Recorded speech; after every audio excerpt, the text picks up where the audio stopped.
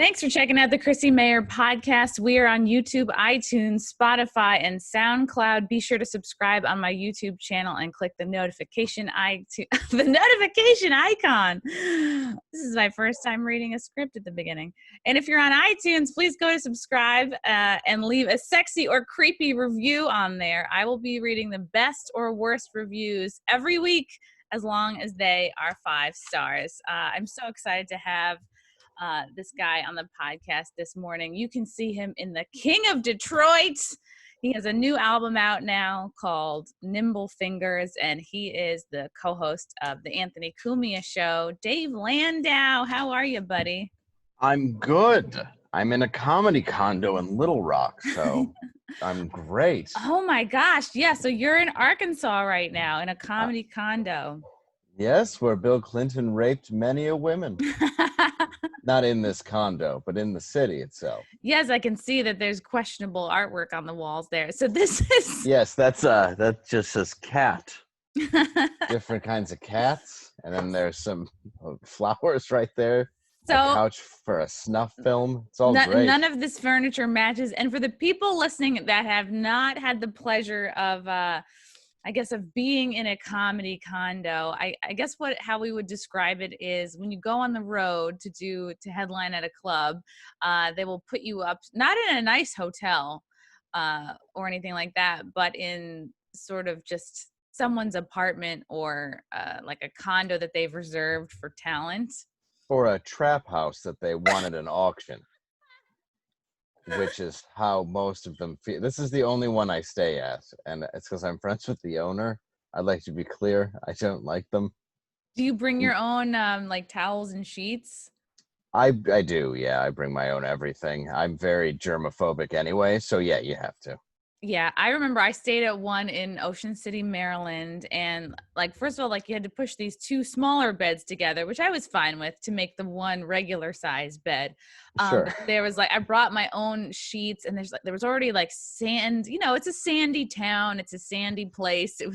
The venue was like kind of right on the beach, but there's like already sand all over the floor, sand in the bed. Oh, everything was not just dirty, but like the dirt was your roommate, like that kind of dirt, like it would take like just hours of scrubbing.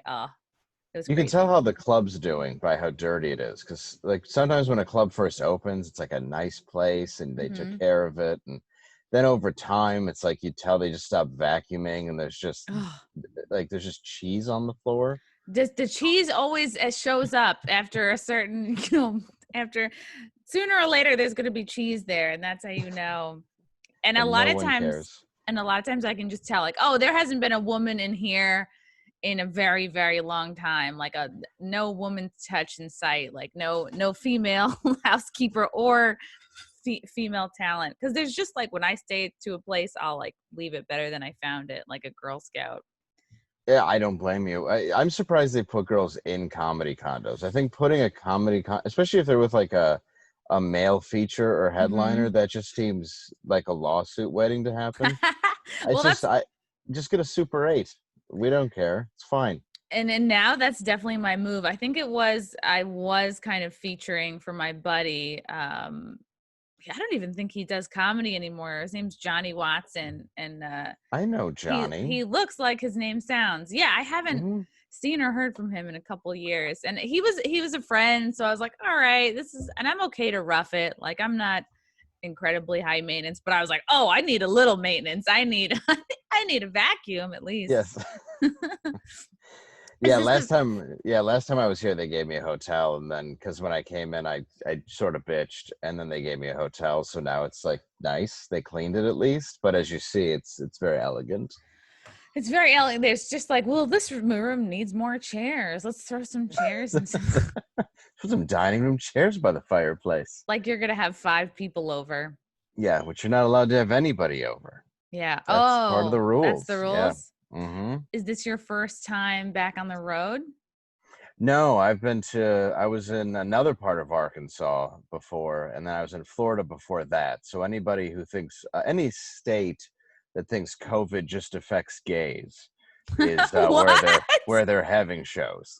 Just kidding. Wait, wait. I want to follow your logic. A state where they think COVID just affects gays. Yes, more of a red state joke. Okay. It's like, but that's basically where it's Like starting. only gay people get COVID. Is that their idea? Yes. Okay, like because real men don't get COVID. Is that the idea? That's the idea. But yeah, I've been to. This is now my third week on the road, but it's still the social distancing rules. And here, they're only allowing 25% capacity, so it's 25. I thought it would be just half.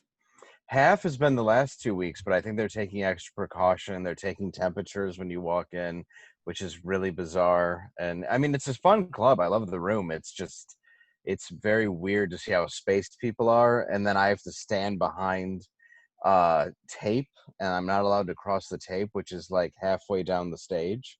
Wow. Which nobody told me last night, so I just assumed it was a piece of tape.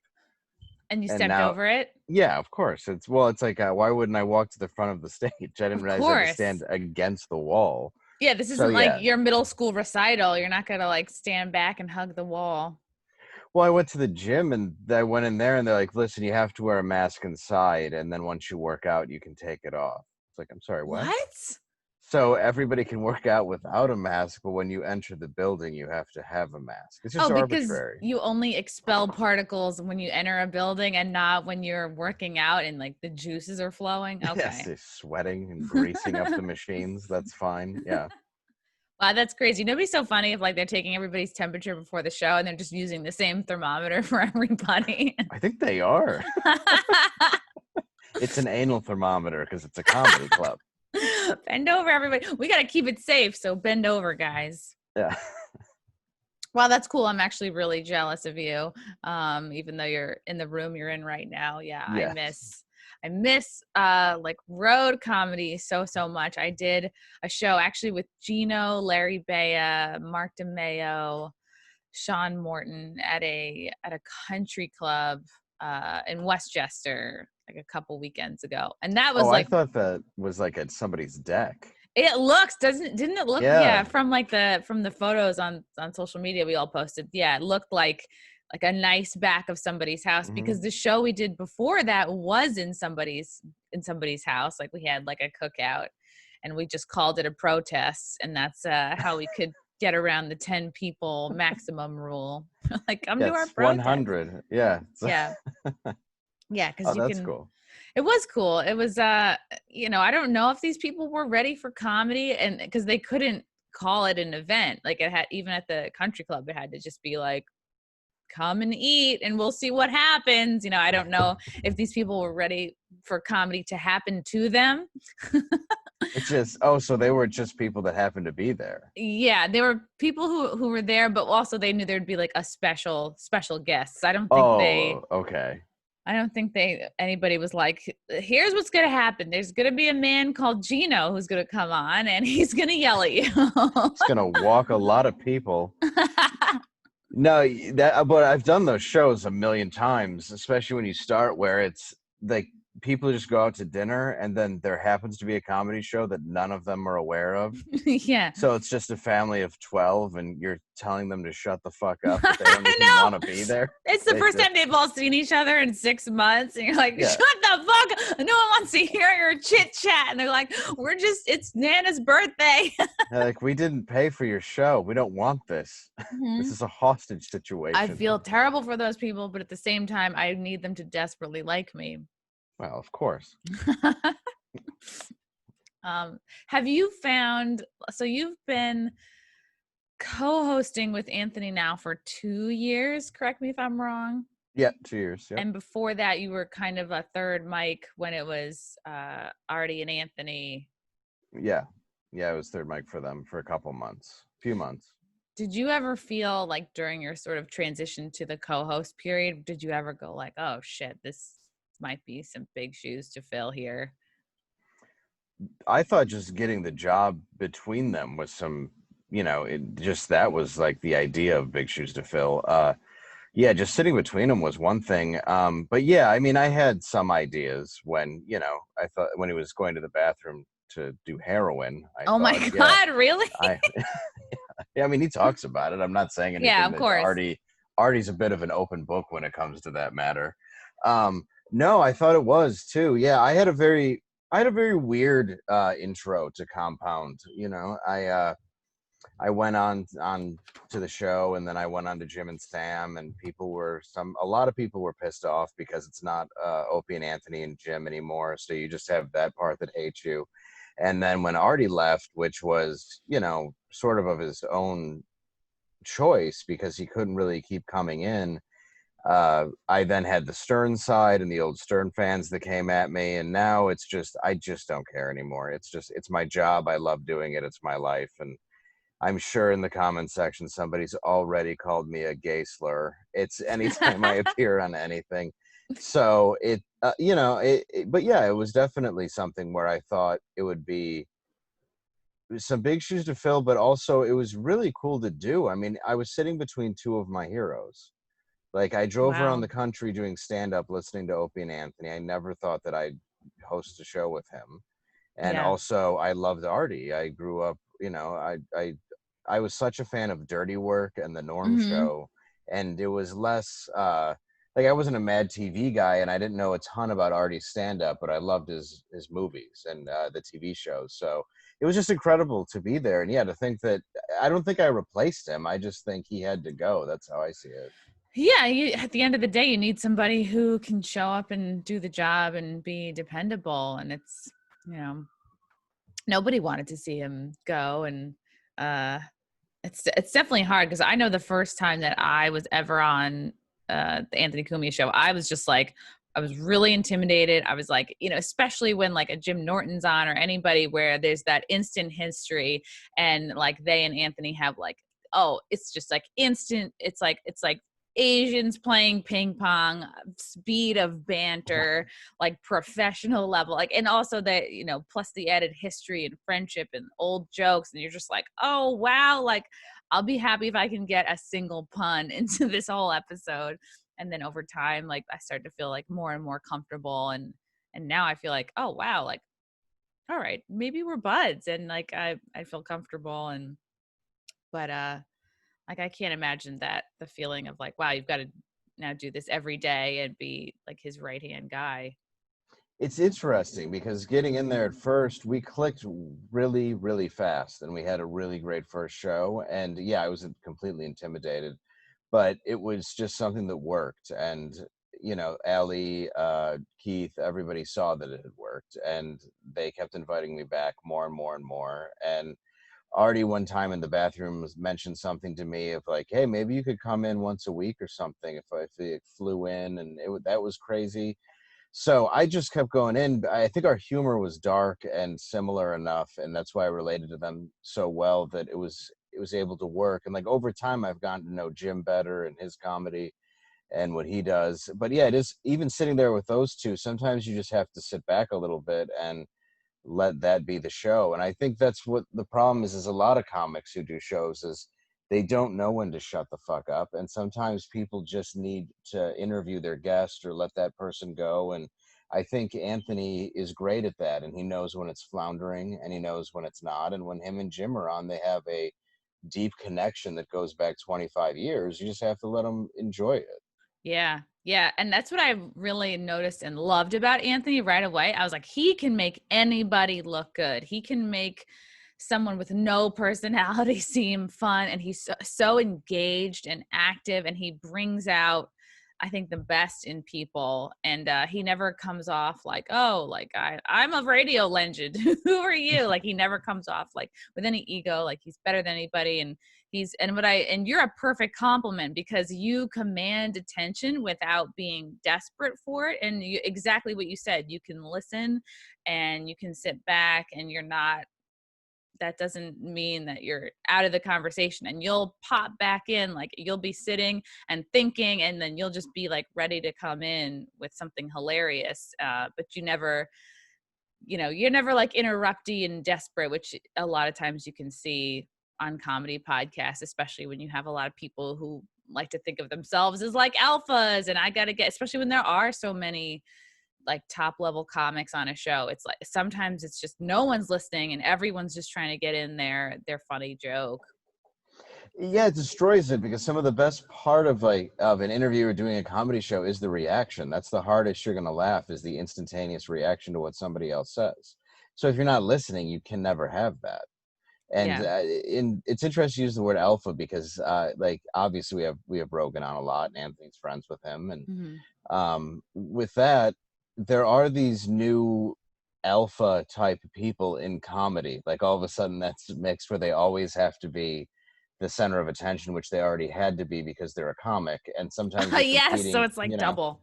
Yeah. yeah, so you're just competing with a room of 7 of them, and eventually it's like, fuck it. Why say anything? I just I really enjoy like a good interview, and I really enjoy sometimes just getting to know people. And Anthony has that great thing where he can make anybody look good, and if he doesn't like somebody who does have a good personality, he can still make them look terrible, which is another skill to have that I've always admired.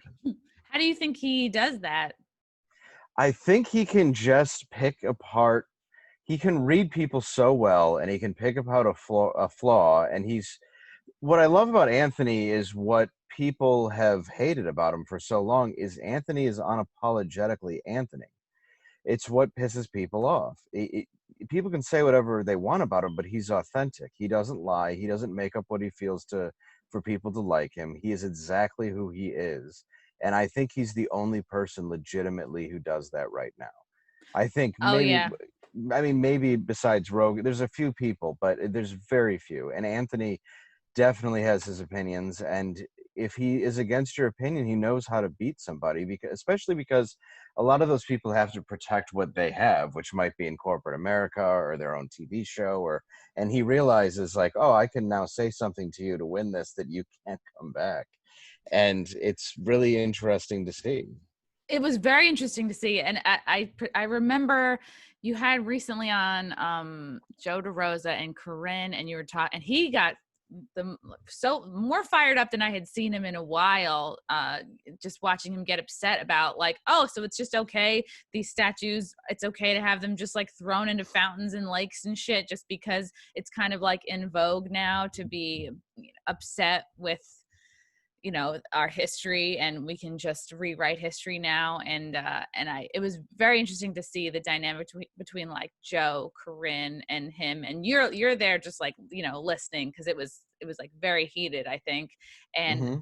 and he was just not afraid to have an unpopular opinion. And right now the popular opinion is to have like, oh yes, yeah, all the statues are wrong, these should be banished. And then a lot of times when I look at people who have a certain opinion, I go, okay, yeah, exactly. What do they have to lose by not sticking to this narrative? Because I was like, okay, look at who a lot of Corinne's fans are. They're probably, I wonder if she feels some sort of obligation to be really vocal on Black Lives Matter, because that's maybe what her fans expect. And I wonder sometimes if you get to a place of success where you feel like, oh, I can't really say exactly how I feel. Not to say that those aren't her real opinions, they certainly could be. But I think that's something I fear for people. Like, okay, oh yeah, at what point do you have to kind of let go of how you genuinely feel, and you can't be like, I don't give a fuck anymore, because you're like, well, sponsors and advertisers and my audience is this chunk of people, and they want, they don't want you to deviate from like what's the acceptable dialogue. No, it's true. And because even with corporate sponsors, 10 minutes ago, it's whatever's popular at the time. It's 10 minutes ago, we're all in this together. And now it's like Pepsi woke, let's kill Whitey, whatever it is. And with Corinne and Anthony's argument, I do think she's authentic. I think she's in an interesting place because she she has been canceled by these people. That's the part I don't get, I guess, So is many times, and she's one of these people that kind of doesn't, I think mostly doesn't give a fuck. Like, I don't know if this like kind of negates what I just said about her. I do think she's authentic, but I wonder what kind of pressure someone like her would feel, like the more well-known they get, and the more, like, okay, her podcast is on Luminary. Is she getting these kind of like corporate pressure to Of course. No, speak and the I don't. message. Yeah. Yeah, I don't think that. I don't think that's a criticism at all that you were saying about her. I think it. I find it to be odd that she still sides with them, and that's nothing against her. I like Corinne a lot. Yeah, I do too. I Yeah. I just don't know why you would cater to the people that want to destroy you. And the argument was she said that guy was sleeping in his car, and that's what it set Anthony off. He said, well, that's the narrative that Right. gets people hurt, because he wasn't. He was passed out drunk at a drive-through for 41 minutes. Yes, he was compliant, and I get that. It's like, and I have my own issues with cops. I have my own arrest records. I have my own opinions. But in that particular situation, it's like, this is a guy who was in jail for 7 years for abusing a child, and he attacked two cops. I mean, let's Wow. not pretend there's not two sides to this story. And that was Anthony's point, was Yeah. don't just say he was sleeping peacefully in his car. That's just as dangerous as saying, they shot him in the back 6 times for no reason, or that he grabbed the cop's gun and shot him. Those are all false narratives. That's not what happened. There's two sides to that situation. So to push one side so blindly is what got Anthony upset at Corinne. And I don't think Corinne meant it in that way. She was just trying to vocalize that she sides with Black Lives Matter. And Yeah. it got very, very heated though. But Anthony, I mean, in that particular argument, I think Anthony was right. And Yes. that's why he was so upset. And I shouldn't say he was upset, but sometimes he just has to drive the point home by saying, like, you're just wrong, and you're doing this because it's a narrative. It can't be what you actually think. Right. And I think, didn't she say that she hadn't actually seen the tape, like the full Yes. tape? And that's so funny because I interviewed Vermin Supreme yesterday, he was like, oh, he got shot in the back twice. And then he was like, but I didn't see the tape. And it's like, you really can't make that declaration if you haven't seen it, because the way he was kind of running and turned, it's possible that like they meant to shoot him in the side and then he turned and got him in the back. And it's like he also pulled his taser and tried to shoot it at the cop's head, and who knows what else he might have had on him. And yeah, and I think police brutality is an issue. I do, but I think it's the same broad stroke as racists take when they say that there's all blacks are violent, they all come from fatherless homes, and this other narrative that's being pushed. It's the same dangerous broad strokes that we get into, and it creates this division that we're dealing with right now. And that's what's terrifying to me about all of it. The guy who killed George Floyd is a piece of shit. You watch Of that course. video, he's a soulless human being who didn't care about a guy crying for his own mother. I Yeah, don't care. it's I don't. horrible. Yeah, like George Floyd obviously had a record where he held a gun to a pregnant woman, but it doesn't matter in that moment. In that moment, that cop showed that he was a sociopath. Uh, Yeah, yeah. the video of the cops harassing the teenagers, I thought was disgusting. I really did, going at those black God, did I not teenagers. see that? Is that Yeah, new? it's new. It's just it's unnecessary what they're doing. It's really just comes down to, you, why don't you just leave them alone? That's what I thought of it. And Anthony didn't agree with that. He Hmm. thought there was a reason behind it. I don't, and we didn't see eye to eye on that. On this one, we did. It's like, look, you grabbed the cop's weapon and were shooting it at him. I don't care if it was a taser. The guy had the right to defend himself. Put yourself in somebody else's shoes.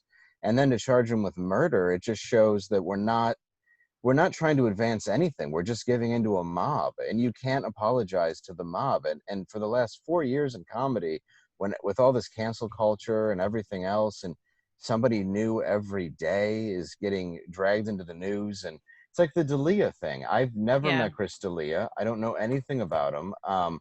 I mean, I know what shows he's been on, but I don't know anything about him. But I just looked at it. I looked at what was shown to make him this rapist. And I said, okay. And I never want to victim blame. And I looked and said, okay, so this girl talked to you. She said she was 17, and the conversation ended.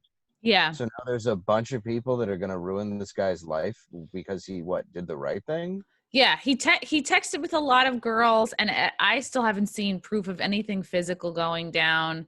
And people are so quick to cancel and fuck this guy, and all the better if he's successful and doing well and making money at comedy. Because like us comics, I feel like the lower sort of scuzzier ones that have been floundering for many years are the thirstiest to cancel somebody out.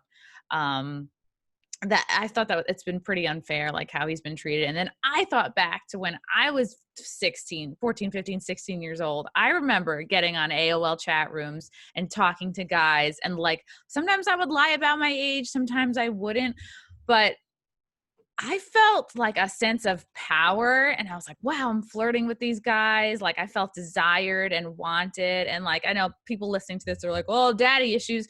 Okay, sure. Maybe I have daddy issues, but that No, you're doesn't, just a human being. People I'm want to just, put a label on it. You're a human being who likes it when somebody likes you. and I wasn't having sex as a 14, 15, 16-year-old. Yeah, I was like fooling around and like, yeah, maybe like blowjobs, hand jobs, but not good ones, you know, just this is what happens when you're that age. No, they And give terrible oh, ones. terrible. Terrible. I just, yeah, I don't know why anybody forced me to do that. What do you expect? Yeah, you want more teeth, buddy? Enjoy. But I remember being that age, and you know, they weren't in their 30s, these guys that I would talk to. They would be, for me, like 20 would be, wow, that's old at the time. Sure. But I would, and who knows, maybe they were lying about their age too, but like I felt like a sense of power. I was like, ooh, I feel desired. I was like feeling sexual. And I don't think, you know, luckily I didn't meet up with anybody in their 30s or anything like that, but it's interesting because I know I was in that position. And when I hear people say like, oh, well, these girls, like, well, they don't know any better, they're just kids, it's tricky. It's like a gray area, because I remember being that age and like enjoying talking to older guys. Like I never got to anything like, you know, maybe I was hooking up with guys in their 20s, but like, you know, maybe 20, 21. Yeah, like we take this innocence in it where when I was 17, I was selling LSD and cocaine. So to think that I was some innocent person who had no idea and any idea of right and wrong is a lie. I Yeah. did. And some kids mature faster than other ones. That's just the fact. Some people, and I had a fake ID. I went to bars where I used that and I hit on girls that were older than me. And it was just because I was at the bar. I wasn't trying to pull anything. It's just who was there. Right. Yeah. I mean, so many of us drank underage. It was, Right. but it's And so, it's just and a like, right. It's like how there's the same group of people that need to stand up for Black people, that need to stand up. It's like, I feel like it's typically like white women, not to like broad stroke it, but like the people that feel, and they're usually liberals, like they need to stand up for another group of people. And now I'm seeing online a lot of dialogue about the same group. Well, we need to stand up for these girls. They were still kids. And I was like, well, I remember being that age and being like fucking turned on by it. So it's like, I don't know how much we want to say that. Yes, it's ultimately up to the adult to be like, okay, you know, maybe you shouldn't have sex with somebody who's, well, you definitely shouldn't have sex with somebody who's underage. But to say that like the 16-year-old girl has 0% in this, it's tricky, because I don't want to make it sound like you're definitely in a position to take advantage of that person. You're feeling, you know, wanted and like loved, you know, that could definitely be taken advantage of. But is it 0% fault? You know what I mean? Like, is it 100% on like a Crystalia? And it sounds like he kind of, it didn't really go past the chat level. well, it's everybody's so afraid just to say their opinion too. You have to, even the way that we talk, you preface it everything, because, and the reality is they're going to attack you either way. They're going to get what they want out of you. No matter what we say in this interview will upset somebody. It doesn't matter.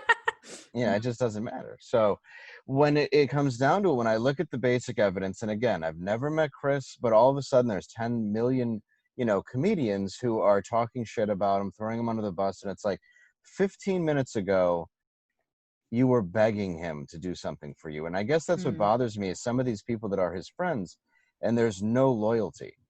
And that's what I None. find is disgusting. Like I think you have to live by some level of a moral code. And even if that moral code may not be somebody else's, mine has always been loyalty to my friends. My family means the world to me. My best friend is the same kid who I met when I was 3 years old that grew up in the house next to me. Wow. I've known him my whole life. Like I believe so strongly in that.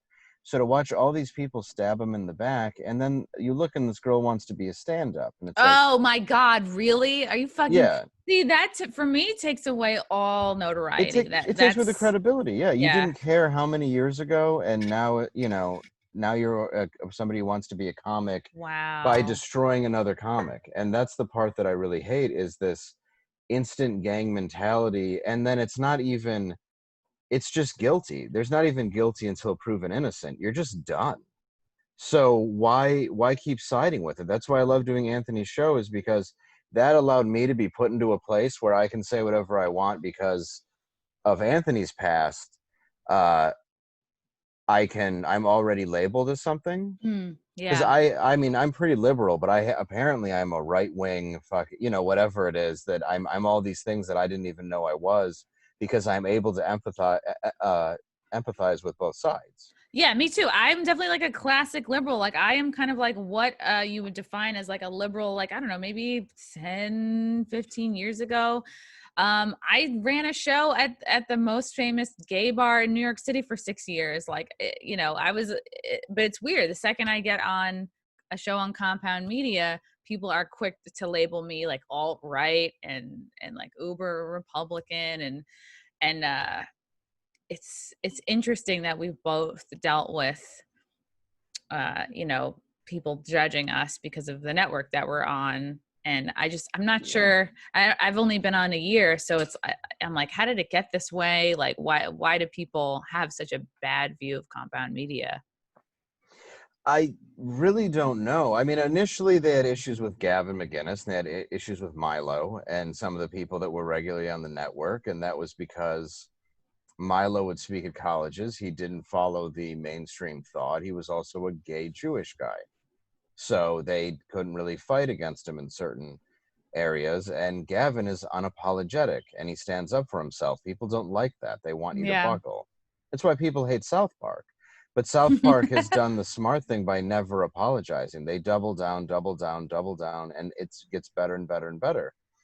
And I It's so don't good. I love South Park. And yeah, they don't give a fuck. And it's almost know. easier. Like you can kind of say more behind a cartoon. Yeah, they've always been good. Yeah, I love them. And that's an example of why you shouldn't apologize. And I think it's just a shame now that this cancel culture, we're seeing the results of it. We're seeing the results of everybody. You used to almost think it was hacky that everybody gets a trophy, everybody gets what they want. You just go, okay, I get it, whatever. But now we're actually seeing riots, and I have to listen. They just took over a city Yeah. in Jazz. Seattle, Yeah. where they had to change it in 2 days, the A to an O, because it wasn't autonomous because they couldn't get supplies. You're in a major city and there's a Starbucks Wow. open. You're not even in the middle of like the desert. You're in a fully functioning fucking city and you're like, I can't survive. It's been It's 48 hours. it's so hypocritical. They're trying to plant a garden on top of like newspaper and cardboard. I'm like, you guys are so fucking stupid. Like, why don't you move out to like a rural farm and like try to start there, Like, Where there's all these farmers around the country that can't work now and everything, and yeah. and have been working for thousands of it goes back millions of years. And this is what we've evolved into, is essentially idiocracy, where you have these complete idiots trying to water plants with Gatorade, and here we are. Yeah, it's like garden, like LARPing. It's like they're playing dress up. It's like that. This is what these kids do, I guess, when Coachella is canceled. They're like, well, let's pretend to be hippies.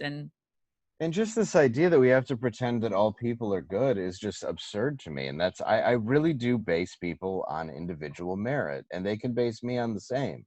But it just seems now it's so easy to put it into labels.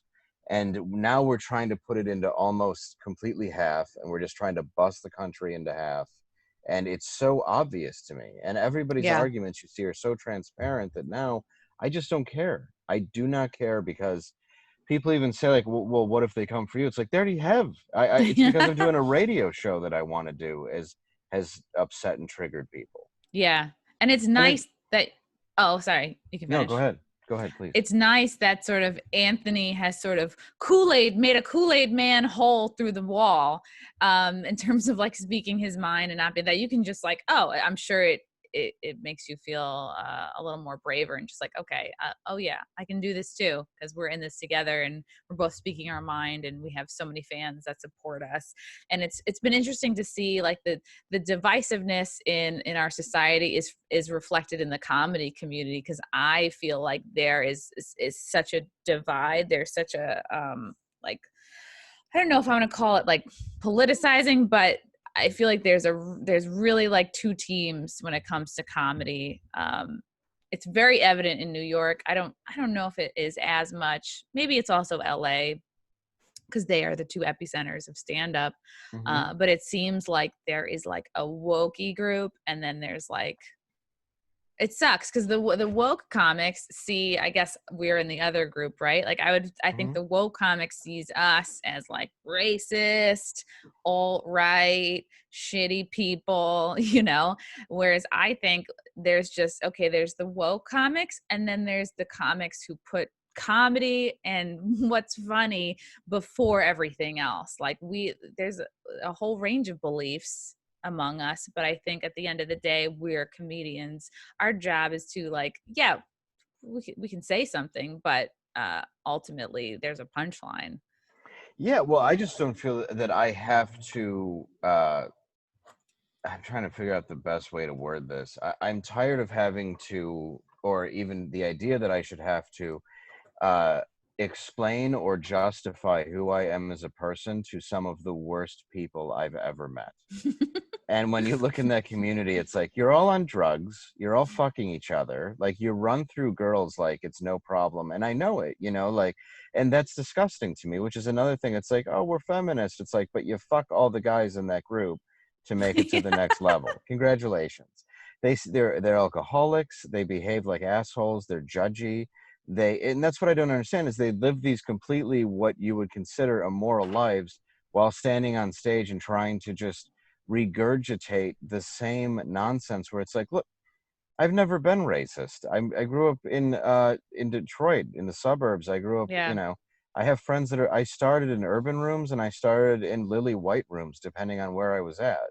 And I never got on a black stage once in my life and changed my voice to try to appease an audience the way I've Oh my sadly seen God. so many terrible white comics do. Yo, Just trying what's to, up, party people? yeah, You're like, yeah. what? Ew, what? I had a friend who was the nerdiest guy. He's like, yeah, I think I'm gonna do all right. We were at a room in Detroit, and I think it was Coco's. I can't remember the name of it, but he just goes on stage and he's just like, "Yo, what's up, y'all? How you doing?" I'm like, "What the fuck's wrong with you, man? You're in the middle." They fucking hated his guts, and it's like, just you're not. Like, you just morph into Gary Owen to get the attention, and to me, that's more racist than anything. Oh yeah, and you're like, what? I see these people like suddenly ordering a Hennessy, and I'm like, what are you doing? Right. And it's like, I see like the gay, the gay rights, black rights, whatever. It like, I have my friend Trevor Spots is gay. He opens for me on the road. I bring people. I don't judge anybody based on anything they believe. I don't give a shit if you're trans. I don't care, and I don't need Right. to explain that to a group of people who have ruined comedy. And what really sucks about going to New York was, I lived in LA for a long time, and going to New York, I was a regular at Gotham, but even to get into the Cellar, which I've done a few times, and some other clubs, and then you do these other rooms in Brooklyn, it's all this pretend clique. Like, I've been on the road for the last 15 years doing stand-up comedy, making a very good living professionally. There was no cliques, there were no anything. It was just me doing stand-up. That was it. And to come to this place, it's pretend. It's not real. A lot of them don't work the road. A lot of them are trust fund babies who just work in Brooklyn and try to act like they're not the exact person that they supposedly hate. And they're also the exact person they were, 4 years. You know what I mean? There's no growth. It doesn't seem like it's like, oh, as you get older, you become more of an adult, your views change, you have the real life experience. It seems like they're just endlessly still in high school, or still in that like, that like post college, haven't been dented by the world yet, but like the talk a good game. They talk like they know everything, but it's like, yeah, it's like your dad still pays your rent, or like you're not a professional comic, like And you're a here's why, full-time tutor, you know what I mean? Like it's, yeah.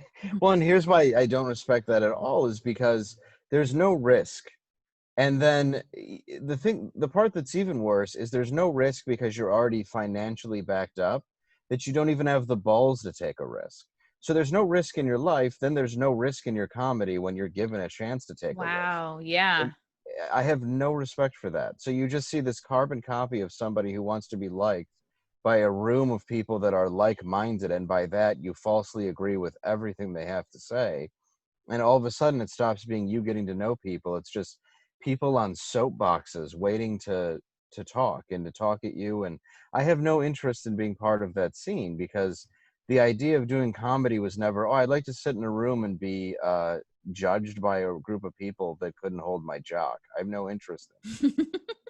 And it's like, Yeah. and I'm not some dipshit who's like, female comics aren't good, I don't like these there are brilliant comics of every walk of life that I enjoy and I love watching. And it's like Richard Pryor, Joan Rivers are two of my favorites. I love watching Attell when he goes on stage, Hmm. Colin Quinn. It's just, there's so much good comedy. To waste my time with these people who are doing paint by numbers comedy makes no Yeah. sense to me. It's almost as if like that, like a video game, like they've chosen an avatar. This is how they want to be seen. They're saying these sound bites. They want to be liked by this kind of group of people. And then the audience is doing the same thing. Well, I'm going to laugh at these talking points because I've chosen this avatar and I want to be seen as this kind of smarty pants who laughs at white guys it's I guess it's okay to be racist towards white people now. That's made totally acceptable. Oh, it um has been, yeah. yeah. Especially like I'm Irish and Italian. My ancestors came here in the 1900s and were treated like garbage. And that's another thing that bothers me is to again, these ideas that everybody comes from wealth and everybody comes from, it's a lie. It's my grandparents were completely shit on when they came to this country, and they worked hard and they went through it. My dad didn't like never met his father, but he decided to succeed on his own. And Yeah. I don't like being put into a cat, but I'm not a victim though. Like Right. I did grow up in a nice home with nice parents. I was lucky. I mean, to a degree, I have my own personal backstory, but everybody's not a fucking victim. I mean, there are Yeah. victims, but this victim mentality and dressing like you're homeless to be a comic when you come from wealth and Yeah. all these fake facades, I just don't buy it. And I hate I don't want to be a part of it, because what's the end game? A bunch of people that are going to destroy you the second you get famous, and somebody makes an accusation at you with no proof. Exactly. And it's like, what do you know about life? Like, you make lattes in $200 jeans. Like, where have Right. you been? Right. Like, yeah, you basically came from, yeah, you went to a prep school to an Ivy League college, and now you're in Brooklyn living in a penthouse, but you show up Ugh. to some bar in a wool hat and, And a BuzzFeed article to read yes, on yes, stage. yes, that you wrote, because they'll publish anything. That you wrote Yeah. because you know the editor. Yeah, Yeah. I really hate hearing, oh, that's your white privilege. It's like, my dad was a landscaper. He was like, I always say this, he's like one of the last few white landscapers of our time. He was a German immigrant, came to this country when he was like 7, 8 years old. I imagine clinging to like a keg of Beck's or something, or Heineken or whatever, like, Right. little like German Right. boy. Yeah. Very terrible relationship with his dad, like, and baby boomer, right? So like, that's the generation of people not trying to be self-aware or figure out why they're angry, or fix their patterns, right? They just live life kind of angry. But worked his fucking ass off to put the 3 kids through school, and he lucked out and got a Teamster job because he had a truck driving license. Got a Teamster job when I was in high school, and he says, like, yeah, that's the only reason I was able to pay for you kids to go to college, is because of this job. But not like, I mean, people like to joke that Teamsters have it so easy. Holy shit, is that not an easy job? He'd be Yeah. up at like 4 a.m. to get the, whatever, the lighting truck, the makeup truck, in position in the city, drive from Long Island, leave at 4, work like 17-hour days sometimes. But once you get overtime, that's when you make your money. Once you start getting like your second dinner or whatever, you get another meal after a certain amount of hours worked. Was just never home, which I'm sure part of it he liked, because like him and my mom like weren't always like getting along. But definitely worked his ass off to put the three of us through college. Yeah, like my brother and sister both. My sister went to a SUNY school. My brother got a scholarship to Rensselaer. You know, Wow. much better, way better students than I was.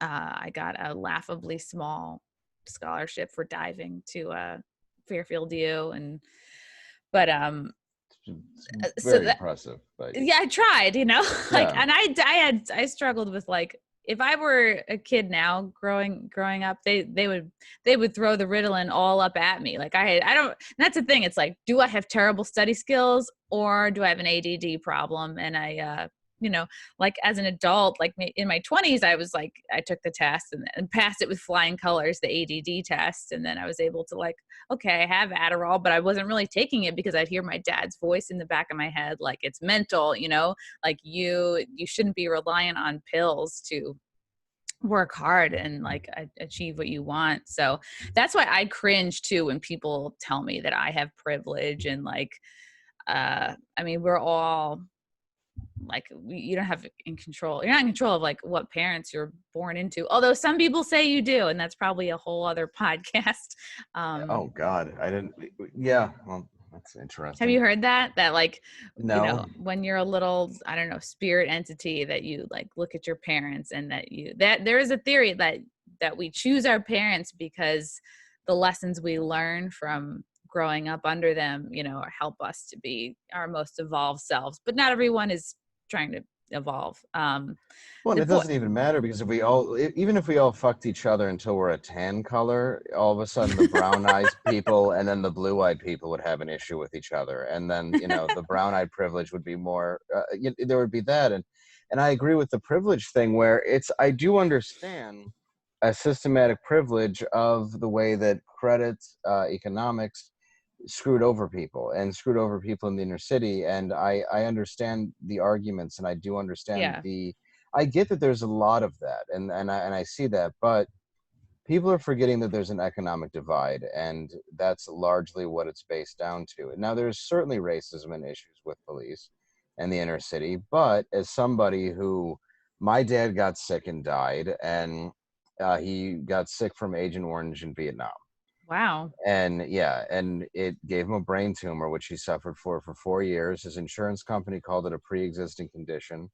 And Jesus. then the VA said that soft cell sarcomas were not the fault of Agent Orange. They have since retracted that, but of course, given my family nothing, even though we Wow. lost everything, including my dad. And my dad came from nothing, penniless, in the middle. He had no credit. He had nothing. And he I thought you built said that no up. credits. Like he hasn't been No, on no, yeah. Letterman. He was never did a Conan. No, he didn't have enough woke material to do Conan. No. Yeah. He was too white. But he oh sorry, this is blocking up. Go away. All right. But we had our own issues in that. So I see these sides of it where people are upset, but so many people have been screwed over time. And I hate the idea that to think that everything was just handed to me because I'm a white guy. It's like, I'm also 5'5.5".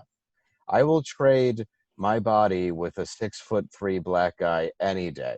Who doesn't want an 8-inch cock, you know? It's not, what's wrong with that?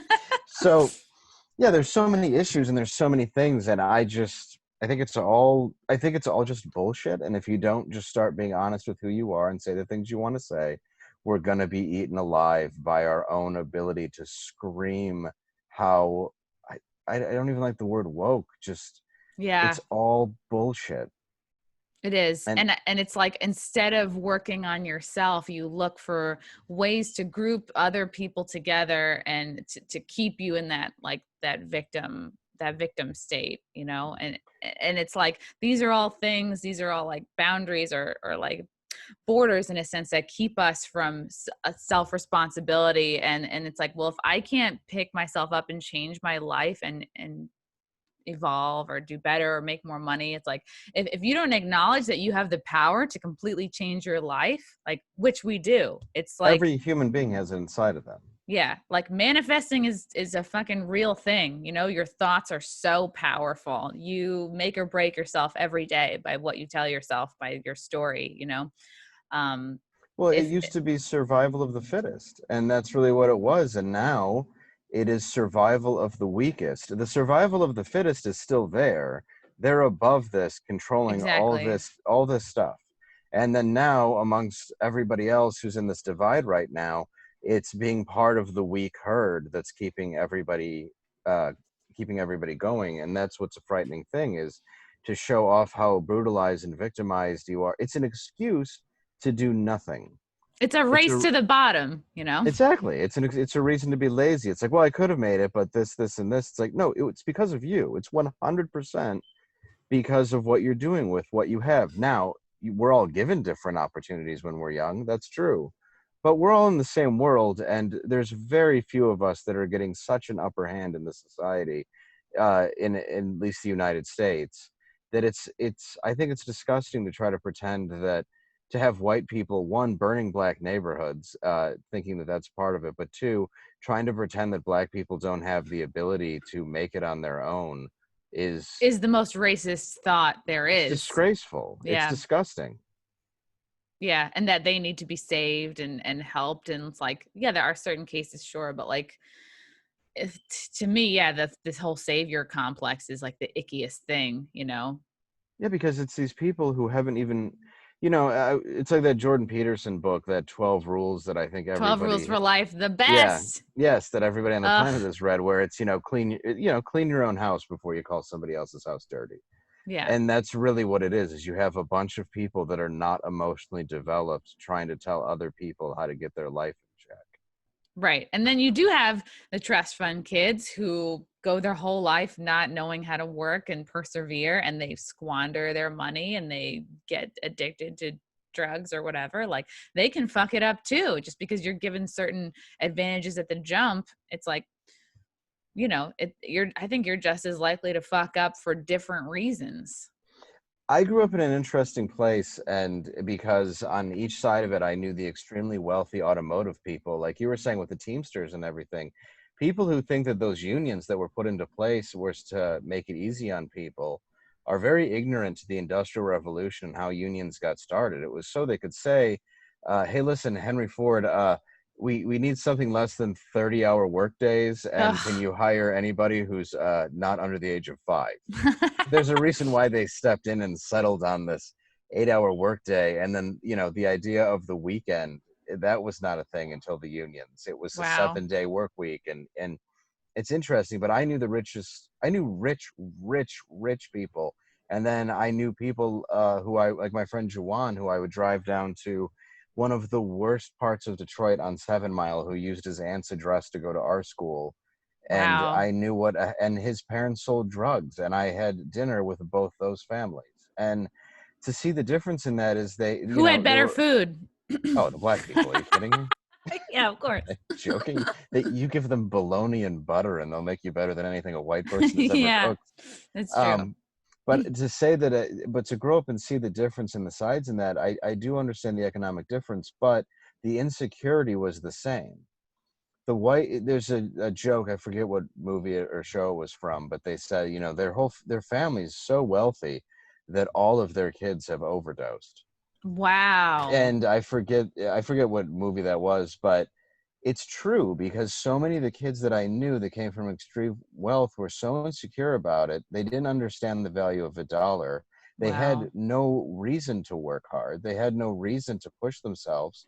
They just were kind of made, so they were broken. And then they had no parents, because the parents were out so concerned with this level of wealth and this certain way of showing how great they were, that they were being raised by the maid, or in some cases just being raised by themselves, and we'd be throwing parties in lavish mansions and doing fucking ecstasy, and who knows, these people are in Belize or wherever for the Wow. next month. Just because they want to feel something. I think that's why Right. some people get into like drugs or, you know, Absolutely. yeah. And dressing different ways, so you didn't know they were rich, or being dropped off down the block. And it was the same with the poor kid who you had to Wow. drop off in the ghetto. It was the Yeah. same Yeah. insecurity. I was insecure too. I would have people drop me off at the neighbor's house when they drove me home. And that's like, I don't know. I look back and I feel like a little bit of ashamed for like younger Chrissy. Like I wish I could have just been like not cared so much about that. But I just was like, and not that, yeah, I grew up in like and it also was like the first house built on that block in Rockville Center where I grew up. And it was like a Cape Cod style house, whereas like everybody else, I remember as a kid, like trying to convince my dad to attach the garage to the rest of the house so that the house would look bigger. Like that was my thing that I really wanted for like a year. Yes. And it's like so like funny and silly, and it's like we would have lost all that driveway space. But No, I totally get that, because I was what I would call middle class, and being in that, you had two groups of people, and it was either you wanted to pose as being wealthier than you were, or you wanted to pose as being more hood, but you didn't want to be middle class. So whatever it was, whatever you are, you want to be something different because you don't think you're good enough. And that's really an issue going on right now, is I think we're seeing people's loss of identity, their own insecurity. I have my own issues where, and I'm sure you do too, identifying yourself and trying to know who you really are. People are so much deeper and complex. And I guess that's what I don't like about the labeling of privilege, or blacks are violent or all underprivileged or anything, is you're taking away the layers and layers and layers of the human beings that are inside of these bodies. And I just think God's looking down like, what, should I just not made them different colors, because this is should I just send the meteor a little bit closer to Earth? yeah, I guess, yeah, so he's probably had one on its way and was like, oh, they're doing it themselves. Yeah, it takes away the layers of who you've been. It also takes away like the layers of who you can become, and like the lessons you're going to learn. And it's just like, it's just not helping anybody to put somebody in a box. It's like, and it's so icky to see it happening in comedy, which is supposed to be the place where we're speaking truths and not giving a fuck. Although I must say it was pretty gratifying to see. There was a comic, his name is Brian Yang. He came after myself. Oh, Bowen Yang. It's Bowen Yang too, but also Brian Yang, no relation. Oh, They both kind of came after me for the Kung Flu fighting video that I put right. together at March when the lockdown was first starting to happen. And oh yeah, like Bowen Yang said like nobody in New York comedy respects Chrissy Mayer, and I had it as my like Twitter background image for a while. But and then like Brian Yang also said something kind of shitty like, oh, I wish I don't know, something like die of corona, or that we don't need a vaccine because of these people, or something like that. And Sure. then he picked on somebody else, I think Megan Amram, for having some kind of a tweet from 2011, right? It was funny, he picked on her, but then the mob turned on him, searching into his Oh, this old was like back 2 days, tweets. Yes. ago. Okay, yeah. Okay. And he's throwing out all these shitty, lame, like beta sounding apologies, like just like, ugh. And it's like a teeny tiny bit satisfying to watch this all go Well, down. no, he deserves it, and it should be satisfying to you. And what he did was even what the start of our conversation was there was a girl who helped him in her career, and then he decided one day, I'm just going to take her down. Why would you do that to Ugh, someone? it's so ungrateful. And it's also like, aren't you a fucking comedian, man? Like, don't you see what we're all trying to do? It's like, yeah, the off-color jokes is what gets us to the truth. Like that, it's messy, but it's like, that's what makes it the art form. It's Well, and the idea that you only do off-color jokes is what pisses me off, though. It's like, come watch my set. You'll hear like some off-color jokes. You'll also hear some really messed up stories and realize I'm the punchline, and through the entire thing, I'm the vulnerable person. I'm the one who, yeah. this idea that I laugh at something that's inappropriate. Of course I do. If something's funny, it's funny. I don't care if it's anti-white, anti-black, homophobic, racist, whatever bullshit thing you want to say. If it's funny and extra inappropriate, you're going to laugh You at it, and can't you're lying to control yourself. you can't control what you laugh at. Like, Or your thoughts. People, there's yeah. thought police now. It's like, I can't help what pops into my head. It's just what I do with it. Yeah.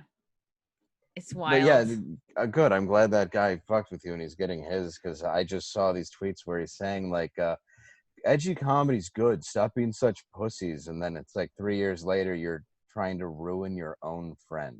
Yeah.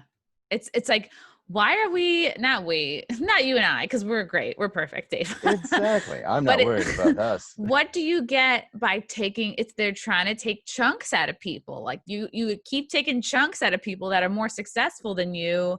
What does that do for you? Why don't you put that time towards building your own brand, writing material, fixing your social media game, like working out, do something that's going to help you instead of taking chunks out of somebody more successful. It's collapsed the business. And I admire people that are more successful, and you look at them and see how they did it or what made them successful or interesting. And you can learn from that. And trying to destroy it shows nothing more than a weak person who cannot make it on their own. So all they can do is try to destroy somebody who's above them. Right. And it's weak, and you're never going to advance in comedy like that.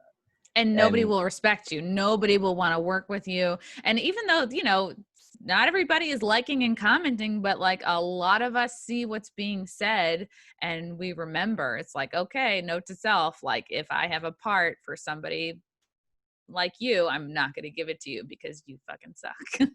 Yeah, and the benefit is it created things like Compound Media and Gas Digital, and this whole, I mean, Mark Norman and kind of Sam Joe Morrell just List? put Oh, Sam Morrell. Joe List maybe too, I don't know, but Mark Norman and Sam Morrell both put their newest specials on YouTube because they had been screwed by other companies, and it shows that we're taking ownership back. We no longer need to buff down these 5 minutes to. I don't even try for late night.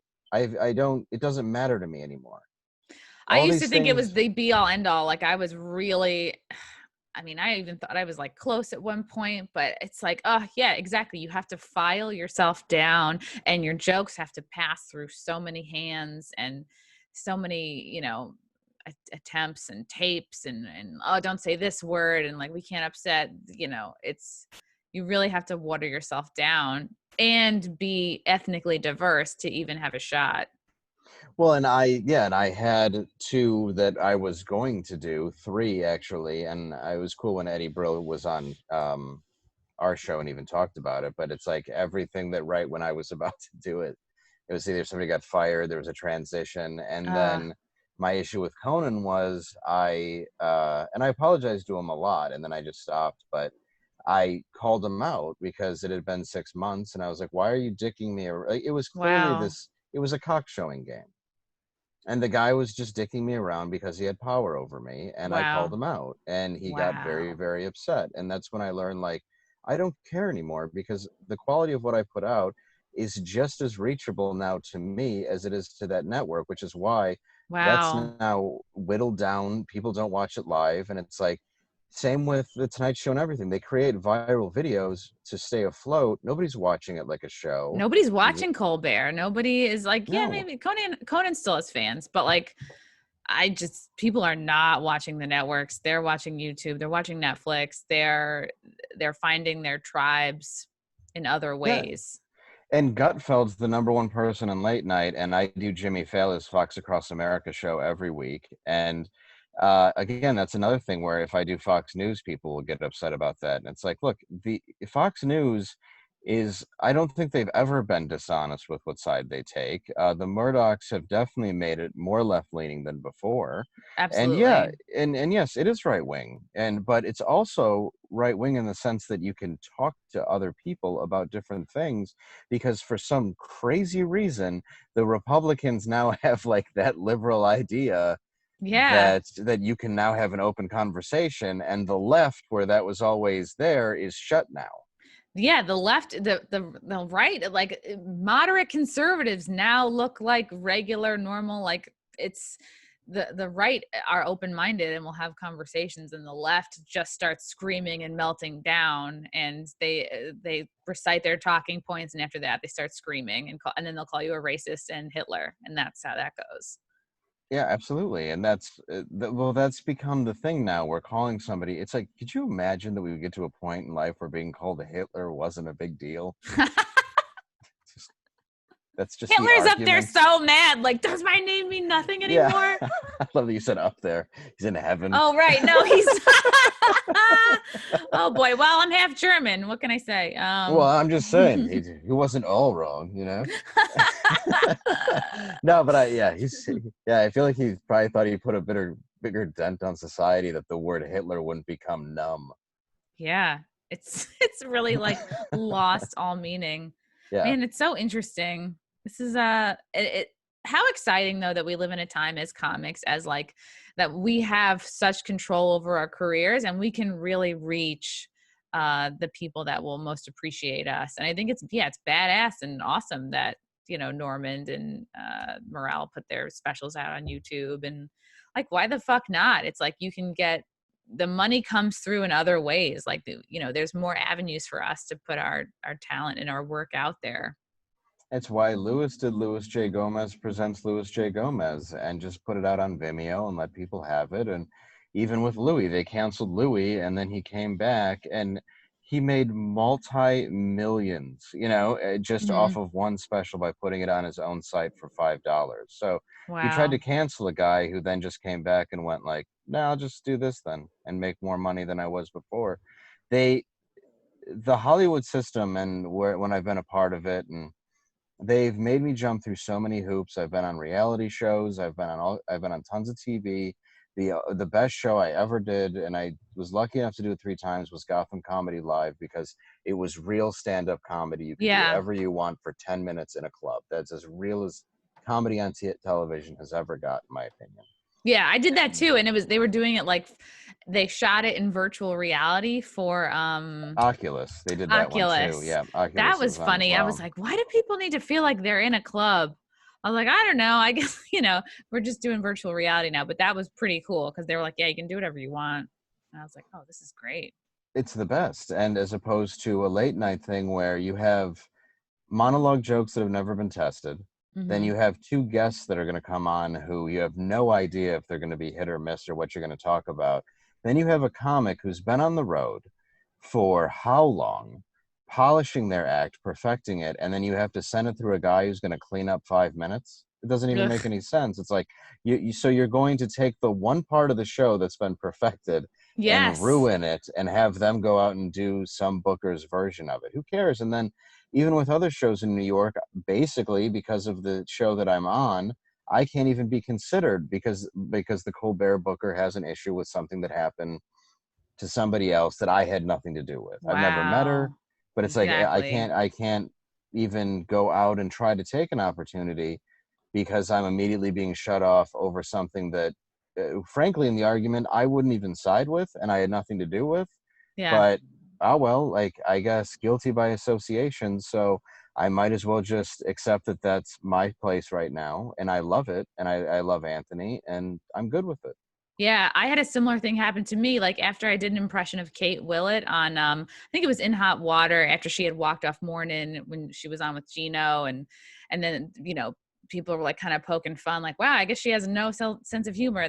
Here's a comic who's walking off her show because she was offended. Like she should have like punched back or like said something funny, right? And then I like put on a wig and like pretended to be her or whatever, like did a parody, the kinds of characters I would do in Hot Water all the time. And like Kate got so pissed. She was like, oh, I never saw the footage, just saw screenshots of like me with a wig on. Oh, how dare you make fun of me? You're, you know, like, that's a whole other story. Like she just blew up and thought I was encouraging people to like harass her. Like I have the time or care. But she ended up talking all about it when she was at like some comedy festival. And then to which bookers go to, right? Like Comedy Central, etc.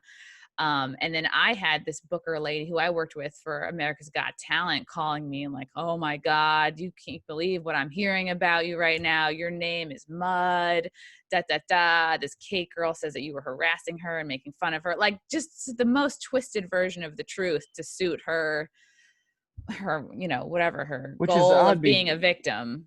Yeah, because it's odd because you're both also women in the New York comedy scene. Yeah.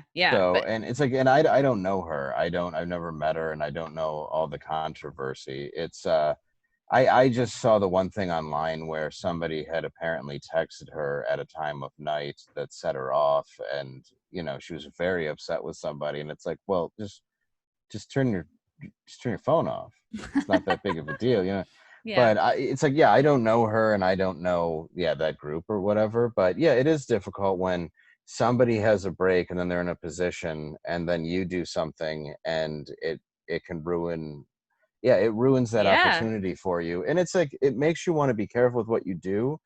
Um, but you can't in comedy, and that's the problem. Is we're taking the danger out of being a comic, and that takes the fun out of being a comic. And even Exactly. yesterday, what I Yeah. like about Little Rock is the audience last night was basically half black and half white, and that was the best. Like it's just, I love that, and it's because it's just a room of people who are like-minded in the sense of they're just tired of everything, and they Yeah. just want to escape reality for a few minutes, They just including want to me. laugh.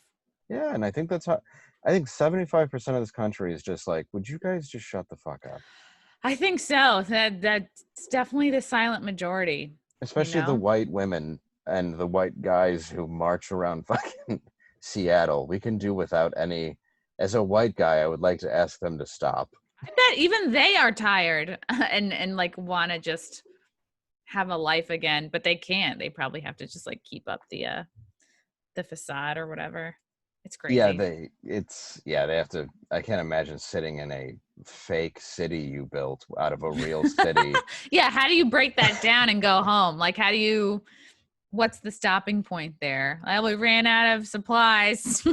Yeah, the homeless people came in and ate all of our food. Well, of course they did. Have you ever read their signs? What did you think was going to happen? That's we usually what they're seeking is nourishment. we ran out of socks and we gotta go. Some of us have diarrhea.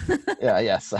Well, the fact that they put sunglasses on a list just showed how spoiled they were as people. Hmm. We need sunglasses. If you could send that Oh toilet yeah, it was paper. like we need men's gray sweatpants. We need this and that. It's like, what? We need soy milk. Yeah, we need almond milk. We need. I love the guy who, I don't know if you saw the video. He drove his Volvo in, and the guy just took his keys, Oh my and then he's all God. pissed. He's like, I'm gonna call the cops. It's like, you can't. No, they Don't you are. understand what this whole thing's about? The cops are not into you anymore. Oh, well, this was great, Dave. Thank you so much for coming on and chatting. Is there anything you want to plug, promote? I think you got it in the beginning. Just check out my album Nimble Fingers, wherever you can find music, and tour dates at davelandau.com. Just click the tour button and there's a calendar. And then, of course, you can check me out on the same network that Chrissy is on, which is Compound Media, the Anthony Cumia Show with Dave Landau. I love it. Dave, thank you so much. Thank you. See you soon. All Bye. right. Bye.